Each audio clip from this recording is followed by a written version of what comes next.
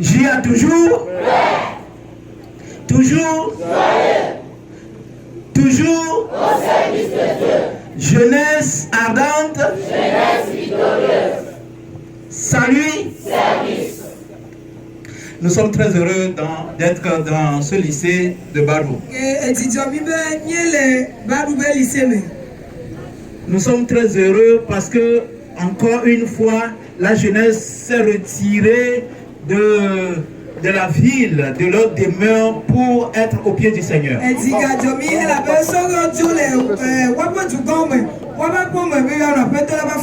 Dans la vie de Jésus, de temps en temps, il s'éloignait de la foule pour être en contact non seulement avec la nature, mais avec son Père.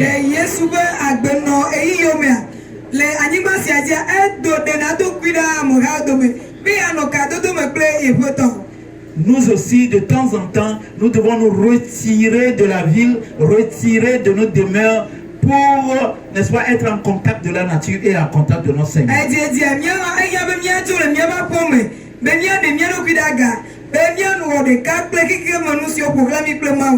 Nous voulons remercier le directeur et son équipe d'avoir accordé cette opportunité à la jeunesse. Nous voulons remercier le pasteur du district qui a permis que nous soyons accueillis ici. Nous voulons remercier tous ceux qui ont collaboré avec le pasteur pour que ici, n'est-ce pas, soit mis au propre et que nous puissions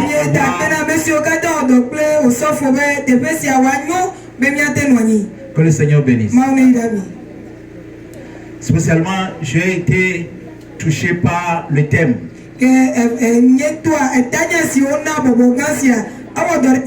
Marcher sur les anciens chantiers.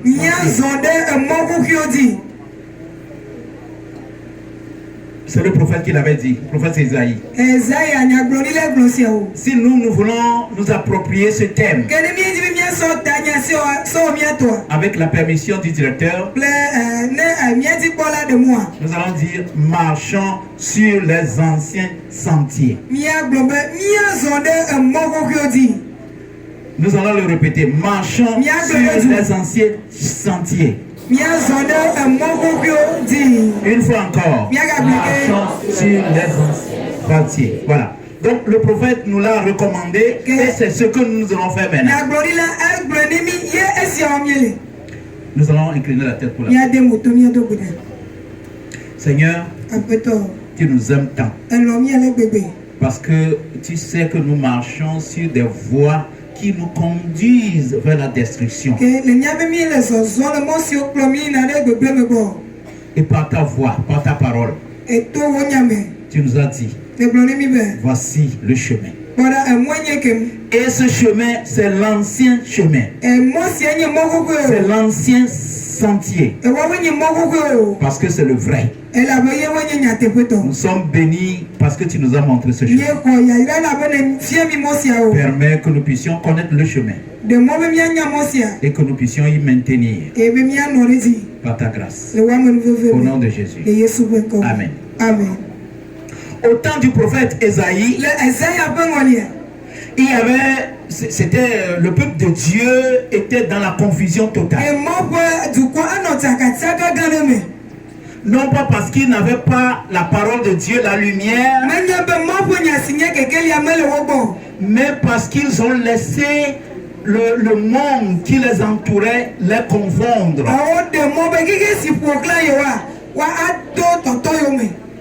Ils ont laissé le monde les influencer.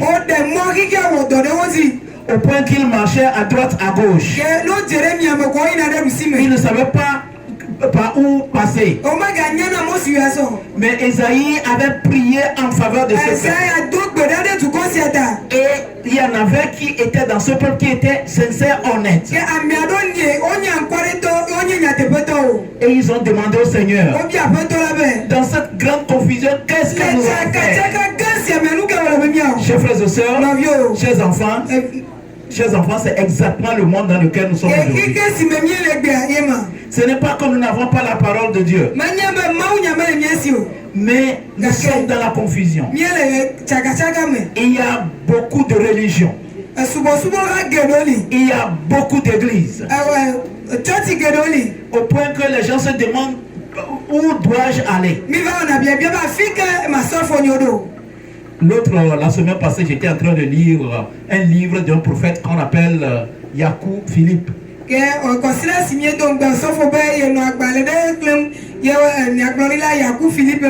qu'il y a quelqu'un qui a déjà lu ça? Ah, merci. Et il a dit que l'église baptiste seule a 70 dénominations. 70 branches. Finalement, voilà pourquoi on l'appelle convention baptiste. La confusion est totale. Pourquoi?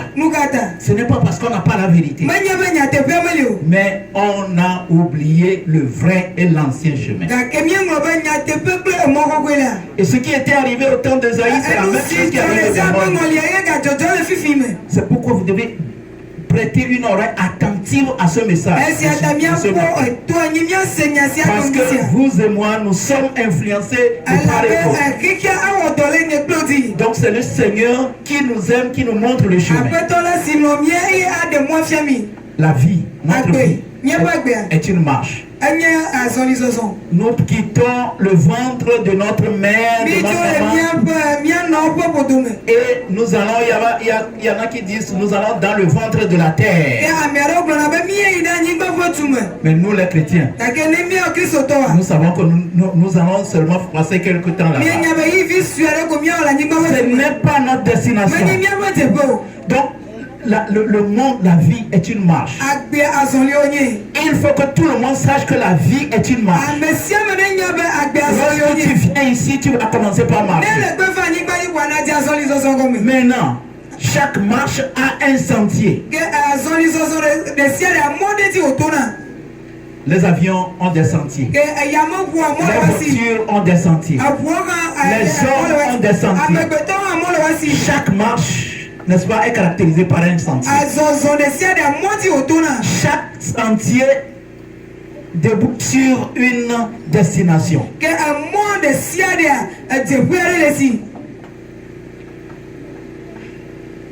Tous les sentiers, tous les chemins n'amènent pas à la même destination. C'est pourquoi il faut être prudent. Il y a dans le monde, on dit que tout chemin mène à Rome. Vrai ou faux? Vrai ou faux? Mais est-ce que tout chemin mène au ciel? Est-ce que tout chemin mène au ciel? Non. Il y a un mois de cela, un de nos frères de Witi qui est ici s'appelle Samuel, a dirigé une campagne d'évangélisation. Samuel, are you around? Wonderful. Voilà, il a dirigé une campagne dans le groupe de Witi. Et à la fin, il y avait 3 personnes qui avaient décidé de donner leur cœur à Jésus. Et alors que je les interviewais pour savoir pourquoi ils ont décidé, il y avait un qui m'avait dit que les messages me sont partis droit au cœur. Mais le problème que j'ai, c'est que je suis déjà dans une église. Et qu'est-ce que je vais faire maintenant? Alors je lui ai dit que dans la Bible, on ne parle pas d'église. Il n'a qu'à vérifier. S'il y a une église dans la Bible, il n'a qu'à vérifier. Il n'y a pas l'église catholique. Il n'y a pas l'église adventiste. Il n'y a pas l'église protestante. Mais il y a des voix. Dans Matthieu chapitre 7, nous allons lire ça. Mes enfants, lisez, prenez votre Bible. Prenez votre Bible. Nous allons lire la parole de Dieu. Dans Matthieu chapitre 7, verset 13. Matthieu chapitre 7, verset 13. Il a dit, entrez par la porte étroite, car large est la porte, spacieux est le chemin qui mène à la perdition. Et il y a beaucoup qui entrent par là. Mais étroite est la porte, resserrez le chemin qui mène à la vie. Et il y en a peu. La Bible parle de deux voies, de deux chemins, de deux portes. Et la Bible a dit, tout le monde, nous devons passer par un chemin ou l'autre. Et le premier chemin, qui est très large, la Bible dit, ce chemin comporte beaucoup de personnes. Beaucoup sont sur ce chemin. Et le mystère, le mal de ce chemin, c'est que ça amène à la perdition. Pourquoi? Parce que c'est un chemin caractérisé par des gens qui font leur volonté. Tandis que l'autre chemin, qui est étroit, serré, c'est un chemin où il y a très peu de personnes. Et ce chemin conduit à la vie éternelle. Chers frères et sœurs, la question n'est pas dans quelle église suis-je, c'est pas la question. Mais la question, c'est sur quel chemin suis-je. Parce qu'il y a des gens qui sont dans les églises mais ne font pas la volonté de Dieu. Le chemin resserré symbolise le renoncement,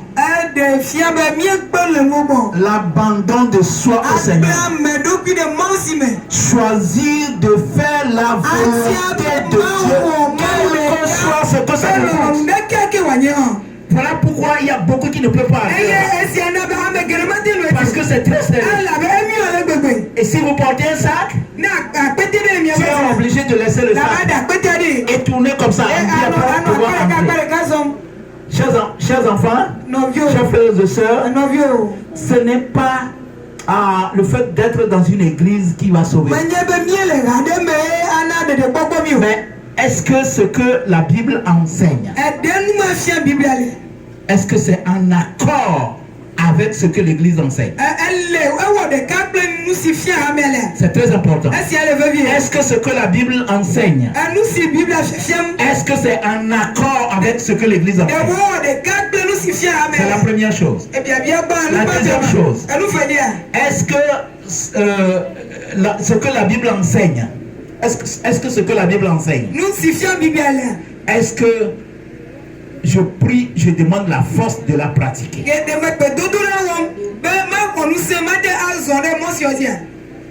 La voie serrée, le chemin serré, c'est le chemin où il y a de la souffrance. C'est le chemin où tu dois te renoncer. C'est le chemin où tu ne regardes pas comme les autres regardent. Tu regardes seulement en te basant sur la parole de Dieu. C'est ça le chemin. Ce chemin, Moïse avait déjà dit dans Deutéronome 30, verset 19. Dieu dit à travers Moïse, je mets devant toi deux voies, deux chemins. Le chemin qui est difficile mais qui aboutit à la bénédiction. Parce que c'est un chemin d'obéissance. Chers frères et sœurs, le problème que nous avons aujourd'hui, c'est le manque d'obéissance. nous appelons enfants de Dieu, mais nous n'obéissons pas à la parole de Dieu. Donc nous venons de découvrir qu'il y a deux chemins. Maintenant, quel est le plus ancien de ces chemins? C'est très important. Ici, il faut m'écouter strictement. Parce que le terme dit qu'il faut marcher sur les anciens chantiers. Nous devons marcher sur les anciens chemins. Quels sont les anciens chemins? Et par rapport au nouveau. Dans le jardin d'Éden, le premier chemin, qui est l'ancien, c'est la parole de Dieu. Alléluia. Amen. Aujourd'hui, la parole de Dieu est symbolisée et représentée dans la Bible. Où il y a 66 livres qui composent la parole de Dieu. Le 39 de l'Ancien Testament et 27 du Nouveau Testament. Aujourd'hui, il y a d'autres paroles qui ne sont pas les mêmes que celles-ci. Il y a paroles où, au lieu d'avoir 66, on a ajouté d'autres. Ceci, c'est l'ancien. Tout ce qui est beau. Donc, marcher sur les anciens sentiers, c'est me conformer à ce que ceci enseigne. C'est très important. Ça, c'est le premier. C'est la première voie. Tout, parce qu'aujourd'hui, on parle des livres de Moïse, on parle de 6 and 7 books of Moses. C'est-à-dire 6 et 7e livre de Moïse. Ça ne vient pas de Dieu. Ça vient de l'ennemi. Chers frères et sœurs, il ne faut pas lire ces livres. Ceci, c'est déjà très volumineux pour vous. Commencez par lire ceci. C'est déjà important. Il y en a qui sont tentés, il y a des jeunes qui sont tentés d'aller lire d'autres livres. Le vrai chemin. Ceci. Le deuxième sentier, le sentier qui est aussi ancien, c'est le jour d'adoration. Dieu a créé l'univers. Il a créé pour que l'univers puisse l'adorer. Et il a choisi un jour sur lequel il veut que tout l'univers le glorifie. Mais il y a un nouveau sentier. Il y a une nouvelle voie. Où on dit adore n'importe quel jour. Et on ne sait pas qui on adore. L'ancien sentier, c'est le jour, le Créateur et son jour.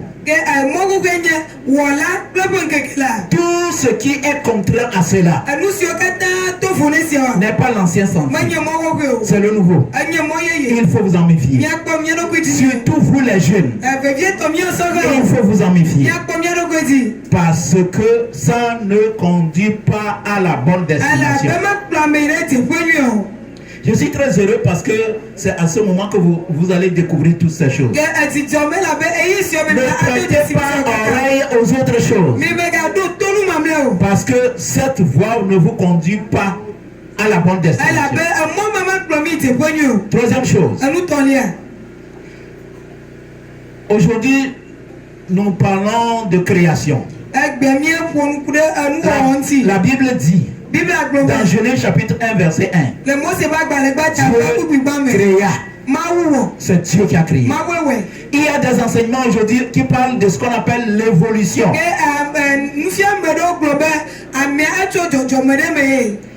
N'écoutez pas ça.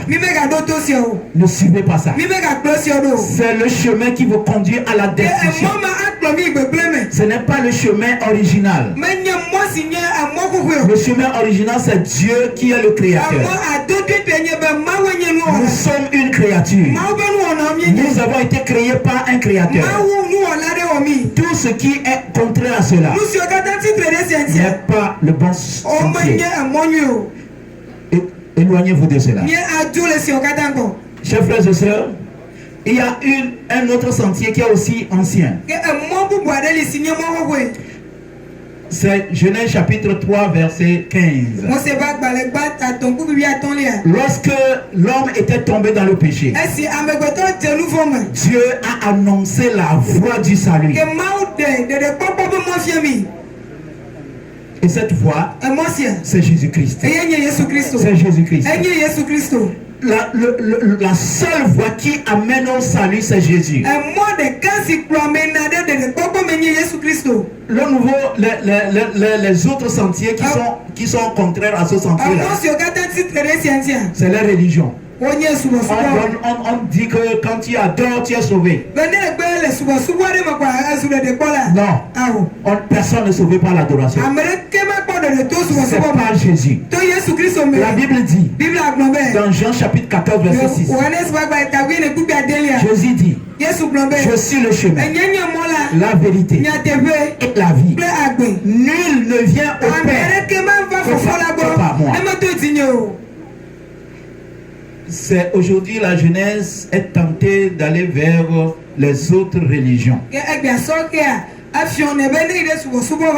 Ils quittent les anciens chemins.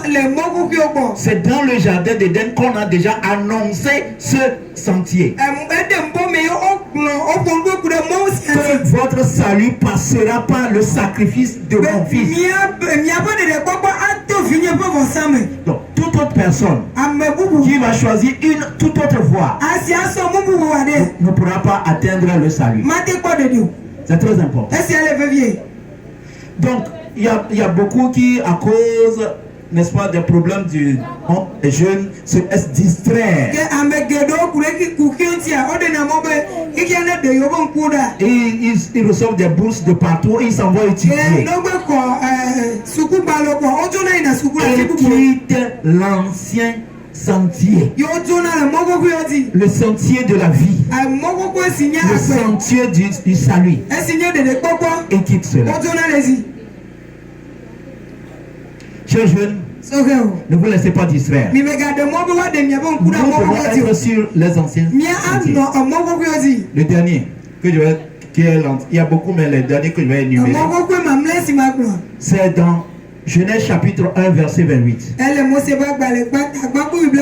Genèse chapitre 1 verset 28. Après que Dieu ait créé l'homme et la femme, il a dit, allez, multipliez-vous. Chers jeunes, notre devoir, c'est de nous multiplier. Et lorsque nous parlons de multiplication, nous parlons des enfants de Dieu qui doivent occuper partout. Et c'est ça qui a amené Luther, Warren et Harry Fernand dans l'église de Hazleton à Michigan, aux États-Unis. Dans cette église, ils ont été touchés par le Saint-Esprit. Et ils ont compris que ça ne sert à rien d'être seulement jeune dans l'église. Il faut se multiplier. Il faut toucher d'autres gens. Il faut leur communiquer la lumière. Il faut leur communiquer le chemin du salut. Voilà pourquoi la jeunesse existe aujourd'hui. Il y a une course que nous faisons lorsque nous faisons l'athlétisme. Parfois c'est combien? 100 mètres? 100 mètres ou bien 200 mètres. Et qu'est-ce qu'on fait? On aligne des gens. Et quelqu'un court ici, il donne le témoin à l'autre. Le témoin et lui aussi continue. Et lui aussi donne le témoin à l'autre. Luther et Harry ont couru. Ils ont donné le témoin des gens avant nous. Et c'est ça qui est arrivé à nous. Chers jeunes, j'ai toujours Est-ce que nous pensons que nous aussi nous allons prendre le témoin et courir? Est-ce qu'il y a quelqu'un qui dit, moi aussi je vais prendre le témoin, moi aussi je vais prendre le témoin, dites-le. Moi aussi je vais prendre le témoin, je vais prendre le témoin, je vais courir. C'est très important. C'est pour cela que nous existons. On nous a créés pour que nous puissions nous multiplier. Nous sommes créés, nous sommes nés de nouveau en Jésus-Christ. Pour que par lui nous aussi nous multiplions. Pour envahir le monde entier. Chers frères et sœurs, voilà notre raison d'être. Le sentier, l'ancien sentier, ce n'est pas seulement de venir à l'église. Ce n'est pas seulement d'être membre de l'église, mais d'être porteur de cette nouvelle personne. C'est très important. C'est très important. C'est par cela que nous allons affirmer notre dignité. Et lorsqu'on fait l'exercice, le corps se consolide de la même manière. Lorsqu'on fait l'exercice spirituel, qu'est-ce qui nous arrive? Nous sommes fortifiés spirituellement. Vrai ou faux? Vrai ou faux? Vrai ou faux? Lorsque quelqu'un court physiquement, il renforce l'aspect physique, n'est-ce pas? Lorsque quelqu'un lit, il renforce le mental, n'est-ce pas? L'intellectuel, n'est-ce pas? De la même manière, lorsque nous nous forçons spirituellement, nous serons fortifiés. Et pour le faire, n'oublions pas trois choses. La première, avant de multiplier, avant de communiquer, il faut que je sache ce que je vais communiquer. Il faut que je sache cela. Si je ne sais pas ce que je vais communiquer, si je ne sais pas ce que je vais communiquer, je ne peux rien faire. Dans 2 Rois, chapitre 5, verset 3, il y avait une jeune fille qui était captive. Parce que les Philistins avaient pris cette jeune fille. Et cette fille-là était avec le chef de l'armée, Naaman. Et quand elle a vu que son patron souffrait de la lèpre, elle s'est rappelée qu'il y a un prophète chez eux. J'y ai toujours. Est-ce que tout le monde m'entend? Parce qu'elle savait que il y avait un prophète.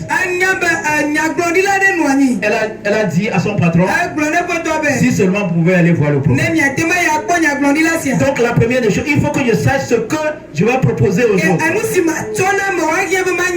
C'est très important. Si je ne sais pas ce que je vais proposer, je ne peux rien proposer. Et parce que cette jeune fille a d'abord connu le prophète.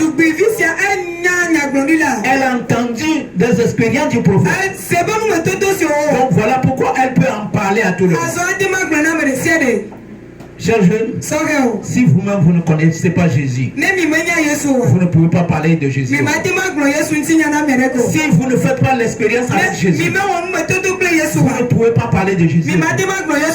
Voilà pourquoi nous les jeunes, nous avons étudié la parole de Dieu. Alléluia. Amen. Alléluia. Amen. Est-ce que nous pouvons étudier la parole de Dieu? Si nous avons découvert que si nous ne nous formons pas spirituellement, nous ne serons pas forts spirituellement. Aujourd'hui, nous sommes à la période des têtes baissées, c'est ce qu'on dit. Et très souvent, ce n'est pas baissé pour élever, c'est baissé pour baisser. C'est baissé pour baisser. Parce que le monde est en train de nous envahir. Donc la première des choses, c'est ce que nous venons de dire. Cher, le sentier, l'ancien sentier, c'est qu'on doit se multiplier. Et c'est Satan qui dit aujourd'hui que tu es membre de l'église, c'est fini. Non, c'est pas bon. Il faut que tu te multiplies. Alors, Maintenant, pour avoir connu Jésus, on peut le partager. La deuxième chose, je dois moi-même expérimenter avec Jésus. Une expérience que moi-même j'ai faite. Et c'est de ça que je peux parler dans Actes chapitre 11, verset 26. Les disciples avaient tellement expérimenté la présence de Jésus qu'ils partageaient leur vie avec Jésus, avec les autres. Voilà pourquoi c'est les païens qui leur avaient donné pour la première fois le nom de chrétiens, alors que Jésus lui-même les appelait disciples.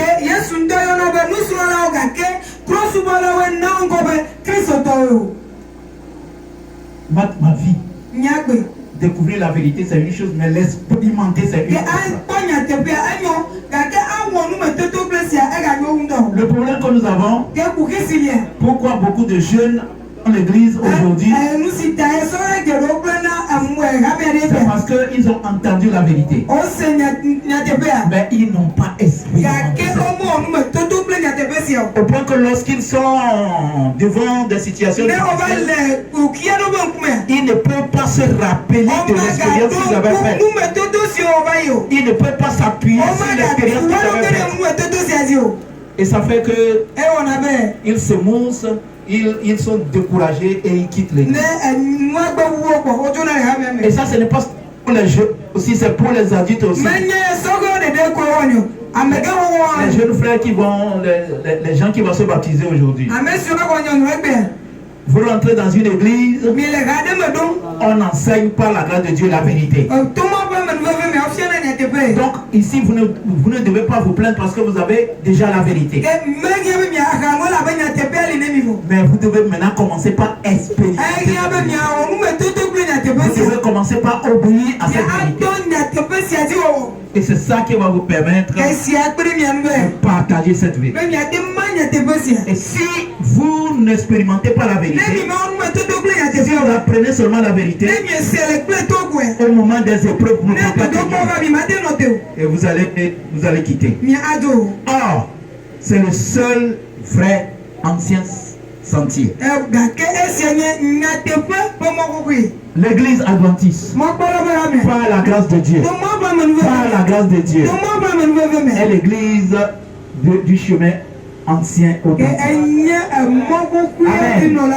Amen. Amen. Donc le problème, c'est de simplement se tenir sur le chemin, faire l'expérience, et ce serait la peine. Chers frères et sœurs, chers jeunes, nous devons nous maintenir et partager la bonne nouvelle parce que c'est l'ordre que le Seigneur nous a donné. Quand Jésus quittait la terre, dans Matthieu chapitre 28, il avait dit, allez, faites des nations. Ça, c'est un acte d'amour que Jésus nous demande de faire. N'oubliez pas, nous devons mettre le témoin à quelqu'un. Le partage de la parole de Dieu, c'est le signe de témoin que nous remettons. Et nous sommes en train de dire, pour que nous puissions réussir. C'est très important. Alors, en faisant cela, nous sommes sur le sentier qui mène à la vie éternelle. Maintenant, ce sentier ancien n'est pas facile à utiliser.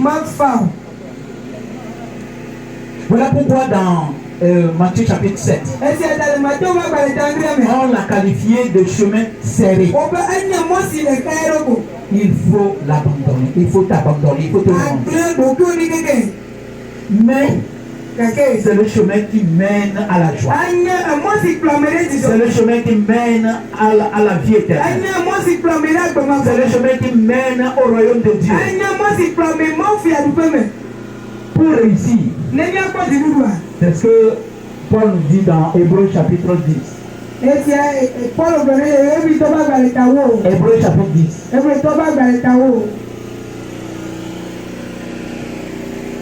Hébreux chapitre 10.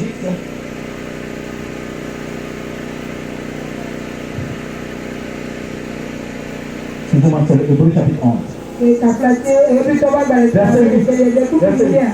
C'est par la foi qu'Abraham, lors de sa vocation, obéit et partit pour un lieu qu'il devait recevoir en héritage et qu'il partit sans savoir où il allait.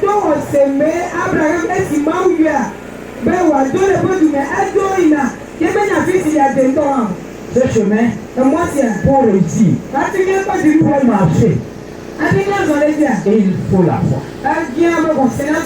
La foi, c'est une force. La foi, ce n'est pas une faiblesse. C'est une force. Une force qu'on reçoit de Dieu. Et une fois qu'on reçoit à travers la confiance en la parole de Dieu. Beaucoup d'entre nous, nous marchons sans foi. Et voilà pourquoi nous échouons. Le sentier ancien pour aboutir demande la foi. La foi peut être parfois la souffrance. La foi peut être parfois la famine. La foi peut être parfois le rejet des gens de la famille. Mais la foi, c'est la main dans la main du Seigneur. Nous venons de voir aujourd'hui, dans le film de la parole de Dieu, que Jean était en prison. Alors qu'il savait que Jésus devait venir, le Messie devait venir pour, n'est-ce pas, délivrer les gens qui étaient en prison. Et quand il était en prison, et qu'il a appris que Jésus faisait des activités, il a eu quelques moments de difficulté. Et il a envoyé des gens à Jésus. Ses disciples sont venus. Et il a accepté ça. Parfois, ta foi va exiger de toi la souffrance. Quelqu'un qui veut être chrétien sans souffrir ne peut pas être chrétien. Quelqu'un qui veut être chrétien sans souffrir à cause de la parole de Dieu, à cause de Jésus, ne peut pas être chrétien. Les jeunes, depuis le temps de Warren, tout ça de Luther avait beaucoup souffert. Nous aussi, nous devons souffrir. Nous devons souffrir à cause de Jésus. Mais à la fin, nous aurons la joie. Nous aurons la joie. Nous allons réussir. Le Seigneur sera avec nous. Il va nous ouvrir son royaume. Il va nous laisser entrer dans le royaume. Satan qui nous avait créé tant de problèmes, il sera détruit. Tous ceux qui étaient avec lui, tous les prophètes, tous ceux qui ont aidé à affaiblir notre foi, ils seront tous détruits. Mais nous serons dans la maison du Père. L'ancien sentier, c'est le sentier de Dieu. Ne quittez pas ce sentier. Ne quittez pas ce sentier. Ne quittez pas ce sentier. C'est le seul sentier qui amène à la vie éternelle. Est-ce qu'il y a quelqu'un aujourd'hui? Est-ce qu'il y a quelqu'un qui veut dire, Seigneur, aide-moi à rester sur l'ancien sentier? Est-ce que quelqu'un veut dire, aide-moi à rester sur l'ancien sentier? Aide-moi à rester sur l'ancien sentier et à amener d'autres personnes sur l'ancien sentier. Parce qu'il y a beaucoup qui sont sur le nouveau sentier. Il y a beaucoup qui se sont perdus. Est-ce que dis, Seigneur, aide-moi. Disons, Seigneur, disons-le, Seigneur, Seigneur, aide-moi à rester sur l'ancien sentier. Seigneur, aide-moi à amener des gens sur l'ancien sentier. Seigneur, aide-moi à être la lumière de ce monde. Tous ceux qui sont d'accord, qui se mettent debout. Qui se mettent debout.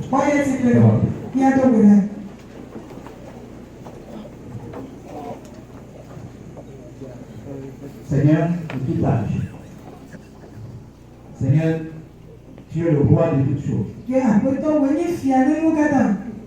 Tout appartient.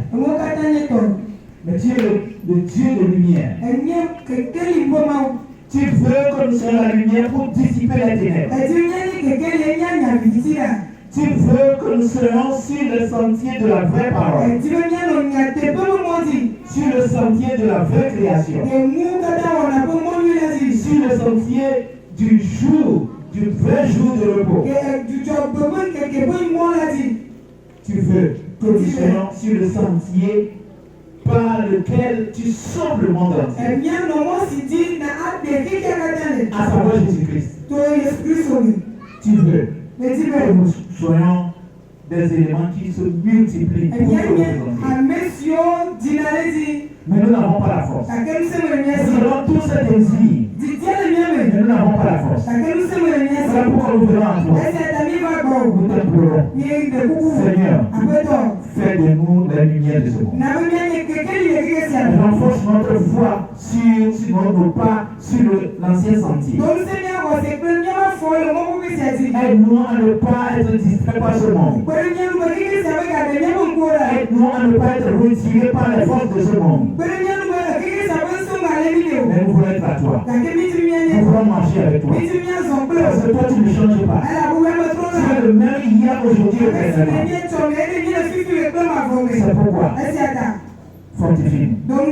Donne-nous ton esprit. Et bénis-nous. Seigneur, tu m'en es spécial. Nous voulons te confier ces jeunes qui vont grandir, mais qui vont faire face à beaucoup de problèmes et de tribulations. Sois avec eux. Fortifie-les. Que tes anges les soutiennent. Il y en a qui aujourd'hui vont sceller l'alliance avec toi. Seigneur, quand ils seront dans l'eau, ils vont sortir. Qu'ils sortent avec ton esprit. Qu'ils soient fortifiés par ton esprit. Permets maintenant que leur cœur soit à toi entièrement. Et que tes anges soient toujours avec eux. Au Seigneur, fais en sorte qu'ils soient la lumière de ce monde. Et que lorsqu'ils seront face à des difficultés, que tes anges viennent les secourir. Que ton esprit vienne les secourir. Afin qu'ils demeurent tes enfants dans la vie. Seigneur, merci. Merci. Parce que tu as exaucé cette prière à travers Jésus. En son nom, nous allons prier. Amen.